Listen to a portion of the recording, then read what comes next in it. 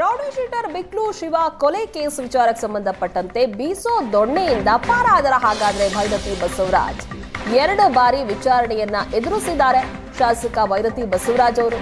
ಪ್ರಮುಖ ಆರೋಪಿ ಜಗ್ಗಾ ದುಬೈಗೆ ಎಸ್ಕೇಪ್ ಆಗಿದ್ದಾನೆ. ಜಗ್ಗಾ ಪರಾರಿಯಿಂದಾಗಿ ಭೈರತಿ ಸದ್ಯಕ್ಕೆ ಸೇಫ್ ಆದಂತೆ ಕಾಣಿಸ್ತಾ ಇದೆ.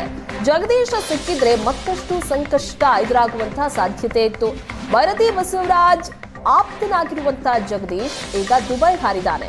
2 ಬಾರಿ ಈ ಕೊಲೆ ಕೇಸ್ಗೆ ಸಂಬಂಧಪಟ್ಟಂತೆ ವಿಚಾರಣೆಯನ್ನ ಪೊಲೀಸರು ನಡೆಸಿದ್ರು. ಭೈರತಿ ಬಸವರಾಜ್ ಅವರಿಗೆ ಬಂಧನದ ಭೀತಿಯಿಂದ ಸದ್ಯಕ್ಕಂತೂ ಬಚಾವಾದಂತೆ ಕಾಣಿಸ್ತಾ ಇದೆ ಭೈರತಿ ಬಸವರಾಜ್.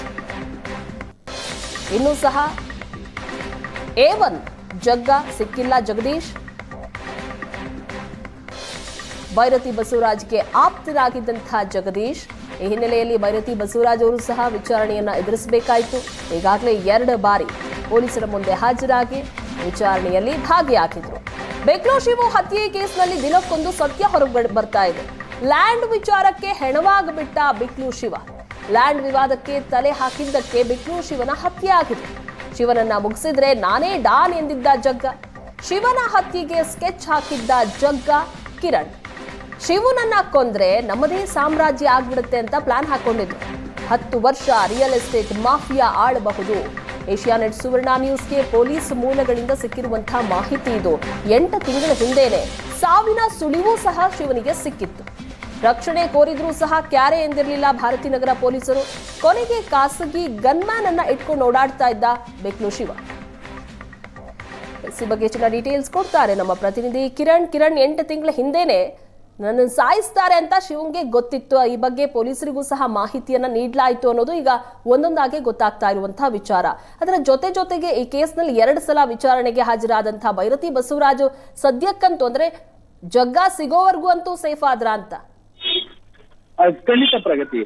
ಬಿಕ್ಲು ಶಿವ ಕೊಲೆ ಪ್ರಕರಣಕ್ಕೆ ಸಂಬಂಧಿಸಿದಂತೆ ಭೈರತಿ ಬಸವರಾಜು ಈ ಕೇಸಿಂದ ಸ್ವಲ್ಪ ಮಟ್ಟಿಗೆ ನಿರಾಳರಾಗಿದ್ದಾರೆ ಅಂತಲೇ ಹೇಳ್ಬೋದು. ಮುಖ್ಯವಾಗಿ ಏನಂದ್ರೆ ಪ್ರಮುಖ ಆರೋಪಿ ಆಗಿರ್ತಕ್ಕಂಥ ಮಾಸ್ಟರ್ ಮೈಂಡ್ ಜಗ್ಗಾ ಅಲಿಯಾಸ್ ಜಗದೀಶ ಏನಿದೆ ಆತ ಸಿಗ್ಬೇಕಿದೆ. ಆತ ಸಿಕ್ಕಿದ್ರೆ ಮಾತ್ರ ಭೈರತಿ ಬಸವರಾಜು ಏನ್ ಪಾತ್ರ ಇದೆ, ಏನು ಅವ್ರ ಇನ್ವಾಲ್ವ್ಮೆಂಟ್ ಇದೆ ಅನ್ನೋದು ಹೊರಗಡೆ ತರೋದಕ್ಕೆ ಸಾಧ್ಯ ಆಗುತ್ತೆ. ಈ ನಡುವೆ ತನಿಖಾ ಭಾಗವಾಗಿ ಪೊಲೀಸರು ತನಿಖೆ ನಡೆಸ್ತಾ ಇದ್ದಾರೆ. ತನಿಖಾ ಸಂದರ್ಭದಲ್ಲಿ ಸಾಕಷ್ಟು ಮಾಹಿತಿಗಳು ಹೊರಬರ್ತಾ ಇರ್ತಕ್ಕಂಥದ್ದು. ಬಿಕ್ಲು ಶಿವನ ಹತ್ಯೆ ಮಾಡೋದಕ್ಕೆ ಕಳೆದ 8 ತಿಂಗಳಿಂದಲೂ ಸಹ ಪ್ಲಾನ್ ನಡೀತಿತ್ತು ಅನ್ನೋದು ಪೊಲೀಸ್ ತನಿಖೆ ವೇಳೆ ಗೊತ್ತಾಗಿರ್ತಕ್ಕಂಥದ್ದು.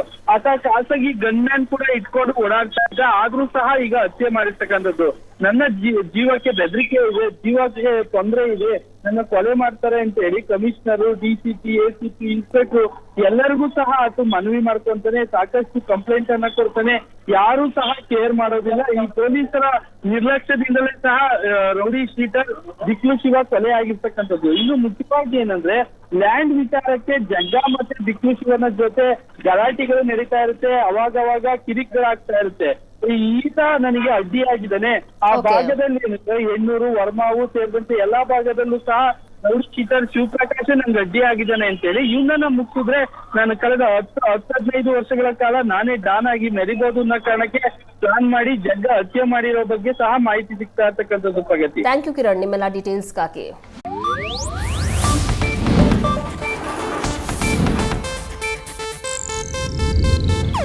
ಇದು ಏಷ್ಯಾನೆಟ್ ನ್ಯೂಸ್ ನೆಟ್ವರ್ಕ್ ಪ್ರಸ್ತುತಿ.